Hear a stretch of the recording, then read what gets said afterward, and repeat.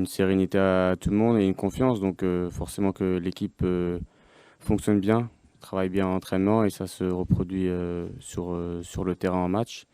Et par rapport au match de Villarreal, la confiance, on va dire, qui est présente. On travaille bien en entraînement, on est préparé à faire un gros match pour prendre une bonne option sur le match retour la semaine prochaine. Bonjour Quentin. Ce match contre Villarreal marque aussi le retour de Marcelino à Marseille. Alors toi, tu ne l'as pas connu, mais est-ce que tu entends tes coéquipiers en parler dans le vestiaire? Comment vous appréhendez ce match dans le match? Non, on n'en parle pas trop parce que nous, on joue pas contre Marcelino, on joue contre le club de Villarreal. Donc, on va dire que Marcelino, c'est pas une motivation en plus. Nous, on veut se qualifier et on doit prendre une bonne option au match aller. Donc, Marcelino, c'est pas, on joue pas contre Marcelino, on joue contre le club de Villarreal. Donc, voilà par rapport à ça. Bonjour Quentin, Bonjour. ça fait quelques semaines maintenant que tu es ici à Marseille, donc est-ce que tu as l'impression d'avoir déjà changé de dimension? Comment t'évalues un peu ce début d'aventure marseillaise? Il y a déjà eu un changement d'entraîneur au niveau, il y a déjà eu une crise, un peu une euphorie. Bref, comment tu vis un peu ce début? Comment tu l'évaluerais? On va dire j'ai connu Marseille dans tout quoi. Une période difficile et une période qui marche plutôt bien avec un changement d'entraîneur. Donc voilà, je connais un peu tout. Par rapport au changement d'entraîneur, on va dire qu'on est responsable de ce départ. Donc forcément, ça nous a touchés, mais on s'est remis au travail fortement. Donc on va dire que moi, personnellement, je me sens très bien ici. Je continue à travailler, à progresser avec l'équipe et le staff technique. Donc on va dire que je suis très content d'être venu ici et il faut continuer comme ça. Oui, Quentin, bonjour. Pas grand monde ne voyait l'OM peut-être en huitième de finale de Ligue Europe à un moment donné dans la saison. Est-ce que du coup, il y a peut-être moins de pression de se dire, allez, il y a un parcours, une belle aventure à aller chercher, quelque chose comme ça ou pas? Est-ce que tu comprends un petit peu ce que je veux dire et qu'est-ce qui se passe concrètement dans vos têtes par rapport à ça? Ou est-ce que vous vous dites, on est quand même en huitième de finale de Ligue Europe, ce n'est pas rien, et il y a quand même cette pression, voilà, il y a peut-être quelque chose à aller chercher? Bon, on est tous compétiteurs, on veut tous aller le plus loin possible dans chaque compétition qu'on joue. Donc forcément que quand on va jouer ces deux confrontations, on veut la qualification, donc on va faire tout pour aller chercher la qualif. Et on va dire que Villarreal a l'habitude de jouer ces compétitions-là. Nous aussi, Villarreal a gagné la dernière il y a 2 ans, je crois bien, il y a 4 ans. Donc c'est une équipe qui a l'habitude à cette compétition. Donc nous, on va tout donner pour aller chercher la qualif. Il y a 3 ans. Voilà. Bonjour Quentin. Bonjour. Malgré le net mieux, vous encaissez encore pas mal de buts, j'ai envie de dire stupides, sur des erreurs individuelles à chaque fois. Vous ne concédez pas beaucoup d'occasions, mais souvent c'est une petite erreur dans la surface de relance, de duel. Est-ce que vous en avez parlé avec le coach, entre vous, pour y remédier? Parce que c'est quand même assez récurrent. Nous, on sait ce qu'on fait sur le terrain. On sait qu'on fait des erreurs, on concède des buts. Donc c'est sur ça qu'on doit progresser. On doit tous monter d'un cran, monter le cursus pour pas encaisser de buts, pour concéder moins d'occasions possible et continuer à marquer des buts. Et c'est ça qu'on doit travailler, continuer à bien travailler l'entraînement et monter le petit cursus pour être le meilleur possible. Oui, bonsoir. Bonsoir. Tu t'attends à quel type d'adversaire? Parce que Villarreal, c'est un club espagnol, on connaît un peu le football là-bas. Et c'est une équipe qui reprend un peu du poil de la bête. Comment vous attendez à les voir évoluer ça? Bon, ça va être un match très, très difficile. C'est une équipe, comme j'ai dit, qui a l'habitude de jouer ces compétitions-là, donc qui a de l'expérience. Avec une attaque qui marque des buts, qui a marqué 5 ce week-end dernier. Donc une équipe, on va dire, qui en confiance sur le match dernier. Donc ça va être un match disputé qu'il faudra être un match engagé, où il faudra répondre dans les présents. Et puis après, ce sera à nous de bien entamer le match et prendre le dessus sur cette équipe. Question un petit peu décalée. Tu parlais du sentiment de culpabilité que vous pouviez ressentir par rapport au changement d'entraîneur, mais là on a l'impression quand même que les sourires et la sérénité sont revenus sur les visages. On a cette petite séquence qui a été captée à la fin du match de Clermont où tu rigoles avec Oba sur le fait que tu voulais marquer un but. Bon, déjà, quand est-ce que tu voulais marquer un but? Et pour le coup, vous avez quand même désormais retrouvé un petit peu la joie de vivre, entre guillemets, dans le vestiaire. Bah, forcément, quand les victoires sont là, on va dire que la joie est présente, les sourires sont là, la musique dans le vestiaire revient aussi. Et par rapport à mon but, moi, le temps qu'on gagne, ça me dérange pas de pas marquer. Et après, voilà, quand on gagne, le coach apporte sa sérénité, la confiance à tout le monde. Donc les joueurs sont plus épanouis et dans le vestiaire vit très bien. Donc voilà, la confiance aujourd'hui et les sourires sont présents. Je pense pas. Coach, bonjour. Autre compétition, autre contexte avec les aléas, les changements, les joueurs qui sont qualifiés, qui ne le sont plus pour la Ligue Europa. Comment se trouve votre groupe et est-ce que vous avez des bonnes nouvelles au niveau de certains absents de ces derniers temps, comme Jordan Verretou par exemple? C'est exactement ça. Tous les veilles de match d'une compétition, on met les possibles, on enlève les blessés, on enlève les pas qualifiés, on regarde ce qui reste avec quelques incertitudes. Donc on va attendre la dernière séance. Pour le moment, on dira que ça se passe bien, mais le vrai test, ça va être la dernière séance de tout à l'heure. Jean-Louis, Oui. c'est vrai que ces derniers temps, au fond à gauche. Ah oui. Ces derniers temps, on a parlé un petit peu de Marcelino, de son retour, et on essaie de savoir si c'est une source de motivation chez les joueurs. Je voulais savoir si, selon vous, ça en est une, ou est-ce qu'il faut mettre ce côté symbolique ou émotionnel de côté pour pas surjouer? Non, on n'en parle jamais. Personnellement, j'en parle jamais. J'étais pas en France quand l'OM était entraîné par Marcelino. Donc, nous, on joue contre Villarreal. On regarde l'effectif, on les regarde jouer, on connaît le système de jeu, bien sûr. Parce que c'est quelqu'un de respectable, puisqu'il a quand même fait des choses dans le football. Et son équipe est bien organisée, il a une méthode. Demain, on va faire le maximum pour contrecarrer tout ça. Bonjour Jean-Louis. On l'a vu, on en a parlé avec Quentin, en 10 jours, les visages se sont transformés, il y a eu des buts, des victoires, la joie est revenue. Est-ce que là aussi, il faut les laisser justement dans cette euphorie ou au contraire, il faut aussi les ramener à la réalité et calmer un petit peu cet enthousiasme parce que l'adversaire est d'un autre calibre? La réponse est pratiquement dans la question. Donc, il faut les féliciter de ce qu'ils ont fait, mais leur expliquer ou leur montrer en vidéo que les erreurs que l'on fait à chaque match, sur les 3 matchs, on a fait des erreurs qui ont ou lancé ou relancé l'adversaire. Toutes ces erreurs-là, quand ça sera des matchs de haut niveau, ça suffira plus. Donc la confiance aidant, les résultats aidant, la dynamique aidant, il faut gommer toutes ces erreurs. Si on veut arriver à faire une belle fin de saison comme on se l'est promis. Bruno. Coach, bonjour. On dit que cette équipe de Villarreal, elle est manifestement très technique, voilà, un petit peu comme les équipes espagnoles. C'est une équipe qui a l'habitude aussi des matchs européens, elle a une grosse expérience. Est-ce que ça peut se jouer aussi sur l'impact, sur l'intensité qu'un club français, que l'OM peut mettre dans ce genre de match-là? Voilà, s'il vous plaît. C'est ce qu'il faudra faire. Ça va être mettre au mot intensité, agressivité, pour pas. On sait que techniquement ils sont très forts. Vous avez des joueurs au milieu du terrain qui sont très habiles, des attaquants qui sont très efficaces. Ils sont un peu comme nous.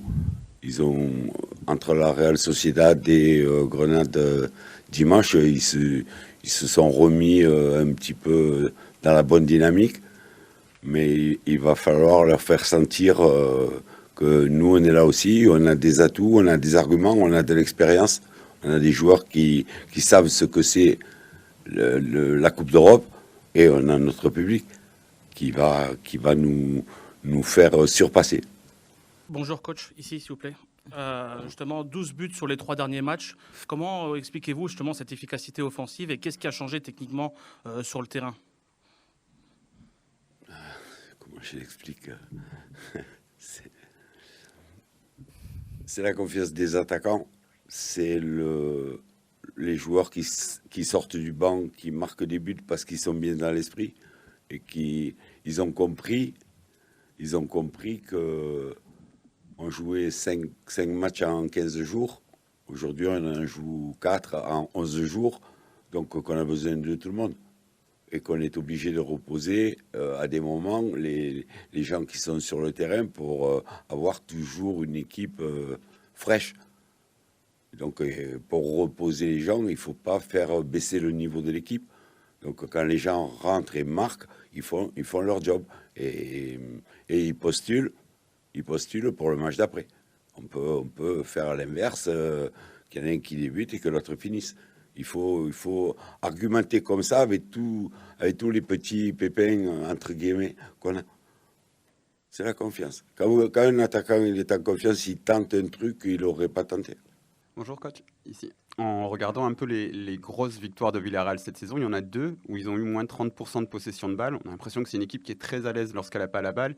Deux petites questions, est-ce qu'il y a la tentation peut-être de se dire ok, on lâche le ballon, ils sont peut-être moins à l'aise avec le ballon, et généralement, qu'est-ce que vous avez vu comme point fort dans cette équipe? Déjà, laisser le ballon à l'adversaire, c'est pas trop ma tasse de thé. Je préfère que ce soit notre équipe qui l'est, qui soit à l'aise. J'ai aimé le match de Clermont pour ça. On n'a pas tout fait de bien, mais on a eu la maîtrise du jeu. Et une fois que les 2 premiers matchs étaient passés, où il fallait adopter une tactique qui les arrangeait, les joueurs. Et il ne fallait pas sortir le ballon, il ne fallait pas faire des décalages, parce que c'est ça le plus dangereux. Donc on a fait une tactique simpliste. À Clermont, on a retrouvé la maîtrise du jeu. Ça me plaît. Si Villarreal veut nous laisser le ballon, qu'il nous le laisse. Bien sûr. Je suis content. Oui, bonjour coach. Tu parlais de confiance. Tu en parles beaucoup depuis que tu es arrivé. On a vu des joueurs qui ont été transfigurés depuis que tu es arrivé. Est-ce que la confiance, tu la donnes plutôt par les mots ou par la tactique dont tu parlais? Parce qu'on a l'impression que c'est pas juste appuyer sur un bouton. C'est les discours que tu fais ou c'est comment tu arrives à les rassurer sur le terrain? Par le travail. Par le travail, les mettre à leur poste, leur faire réussir des choses sans opposition, des choses très simples. On est parti sur ça. Mais déjà, les mettre à l'endroit où ils aiment être. Après, le discours, quand le joueur sait que vous le connaissez, que on va le faire progresser là, que vous faites un montage vidéo, que vous lui montrez les endroits de progression, et le jeune joueur, il dit « Waouh, il me connaît ». Mais ça fait beaucoup de choses en peu de temps, parce qu'il fallait parler au groupe d'abord et parler aux jeunes joueurs qui sont d'avenir pour les décrisper.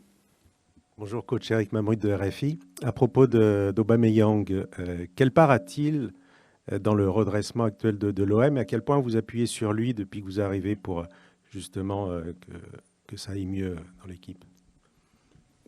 Déjà c'est un grand joueur, c'est une très bonne personne, c'est un buteur et il aime, comme tous les grands attaquants, il aime des situations de jeu, il aime se placer à des endroits, il aime. Et c'est là qu'on le met. C'est là qu'on le met. Après, l'adresse, le sens du but, la générosité, tout ça, il a. Tout ça, il a. Il fallait, il me semble, juste le caler où il aime être, d'où il aime partir pour être à l'arrivée sur les centres.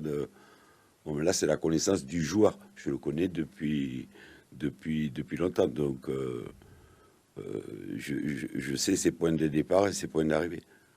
Mais avec des joueurs comme ça, il y a moins besoin de parler qu'avec un jeune joueur. En un clin d'œil, on dira, en une séance de travail, il a vu que je le connaissais par cœur. Parce que j'ai appelé les gens avec qui il avait travaillé pour me dire il n'aime pas jouer là, il préfère partir de là, ok. Après, la mentalité et le talent, c'est unanime. Jean-Louis, je voulais vous parler de l'initiative Virage Nord qui était censée être fermée et dans la tribune basse, il y aura jusqu'à 4 ou 5 000 enfants invités. Voilà, quel est votre sentiment par rapport à ça? Je suppose que vous pensez à eux, le fait que c'est important que les enfants aillent voir l'OM, continuent d'aimer l'OM. Voilà, quel message vous avez par rapport à cette belle initiative? Déjà, je pars du principe que le football, c'est une fête. Donc, suspendre une tribune, pour moi, c'est une aberration. Voilà. Un stade, c'est plein. Un match de Coupe d'Europe, c'est plein. C'est de la joie, de la communion. On va limiter en mettant des enfants, tant mieux pour eux. Bon, bravo pour l'initiative de mettre des petits, parce que c'est un désastre de jouer devant une tribune vide, à part un cas comme le Covid, où là, on était obligé. Mais pour un pétard ou un fumigène, suspendre toute une tribune, je trouve ça aberrant. Bonjour coach. Juste pour rebondir sur Aubameyang, qu'on comprenne bien, c'est vous qui lui soumettez le fait de le mettre là où il est le mieux, ou c'est lui aussi qui vous en parle de son côté quand vous arrivez? Comment ça se passe? Non, c'est votre décision, voilà. J'ai mon idée sur l'affaire. J'ai mon idée sur l'affaire. Je sais où il est bien, je sais où il a joué, je sais où il n'aime pas jouer, parce que mes amis m'en ont parlé. Donc on arrive à trouver un consensus et le joueur, il sent qu'on a travaillé sur ce dossier et qu'on va le mettre dans les meilleures dispositions puisque c'est lui le buteur. Mais après, il faut marquer. Est-ce que vous pouvez nous expliquer, sans rentrer dans les détails du vestiaire et du staff, quelle différence occupe la préparation d'une double confrontation européenne par rapport au pain quotidien, le championnat? Vous êtes arrivé sur un match couperé face au Shakhtar. Là, vous avez le match aller, le match retour à préparer. Comment on prépare ce genre de rendez-vous? Prendre une option conséquente dès le match aller. Là, c'est pas, on va pas dire le score idéal, c'est prendre une option conséquente. Après, selon le score à la fin du match, on dira, on est à la mi-temps, on verra. D'accord, mais prendre une option conséquente. Mais pour ça, il faut jouer. Bonjour coach, je voulais savoir ce que vous attendiez du public demain soir. Comme d'habitude, qui nous transporte. Depuis que je suis là, Shakhtar, on était mené, ils nous ont pas lâchés. Contre Montpellier, on était mené, ils nous ont pas lâchés. À Clermont, ils étaient partout. Ils savent que si on fait ce qu'il faut, c'est le plus. On dit 12e, là c'est 12, 13, 14. Mais transcender des joueurs. Il y a en Coupe d'Europe, parce que je trouve qu'il est spécial, ce public. En Coupe d'Europe, championnat, on connaît, mais la Coupe d'Europe, là, pour l'avoir vécu le premier match, parce qu'il était tendu le premier match. Je peux vous dire que c'était plus que tendu même. Et peut-être que je m'en rends compte aujourd'hui, peut-être. Mais ils étaient là, ils étaient avec nous, de dire, faites-nous plaisir, et on a envie de leur faire plaisir. C'était plus que tendu le premier match, c'était une atmosphère compliquée quand vous êtes arrivé. Est-ce que tu as l'impression que le plus dur est fait ou que le plus dur il commence maintenant? Je pense que je ne me suis pas rendu compte que le premier match était décisif déjà. Je me suis juste focalisé sur la mission. Non, ce qu'on a fait, c'est bien, mais on peut faire très bien. C'est ce que je dis aux joueurs. Je dis, on n'est pas à fond encore.